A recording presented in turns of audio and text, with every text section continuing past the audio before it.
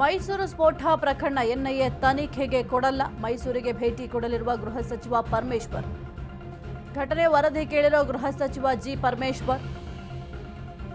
ಮೃತ ಸಲೀಂಗೆ helium cylinder ಹೇಗೆ ಸಿಕ್ತು?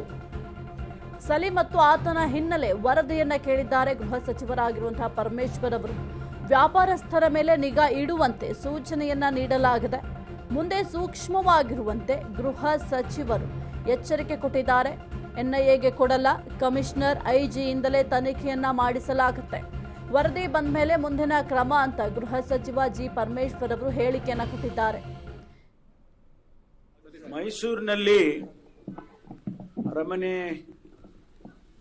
ದ್ವಾರದ ಮುಂಭಾಗದಲ್ಲಿ ಒಬ್ಬ ವ್ಯಕ್ತಿ ಬಲೂನ್ಗಳನ್ನ ಮಾರ್ತಾ ಇದ್ದಂಥವನು, ಅವನು ಹೀಲಿಯಂನ ಇದ್ದಂಥ ಒಂದು ಸಿಲಿಂಡರ್ನ ಇಟ್ಕೊಂಡಿದ್ದ ಅಂಥೇಳಿ ಆ ಹೀಲಿಯಂನಿಂದ ಬಲೂನ್ಗಳಿಗೆಲ್ಲ ಫಿಲಪ್ ಮಾಡಿ ಮಾರಾಟ ಮಾಡ್ತಾ ಇದ್ದ ಸಂದರ್ಭದಲ್ಲಿ ಸಿಲಿಂಡರು ಬರ್ಸ್ಟ್ ಆಗಿ ಅವನು ತೀರ್ಕೊಂಡಿದ್ದಾನೆ.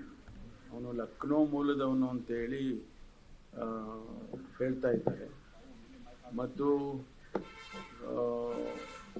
ಇದು ಯಾವ ರೀತಿ ಆಗಿದೆ ಅನ್ನೋದನ್ನ ಬಗ್ಗೆ ಇನ್ವೆಸ್ಟಿಗೇಟ್ ಮಾಡಿ ರಿಪೋರ್ಟನ್ನು ಕೊಡಬೇಕು ಅಂತ ಹೇಳಿ ನಾನು ಹೇಳಿದ್ದೇನೆ. ಮೈಸೂರಿನಲ್ಲಿ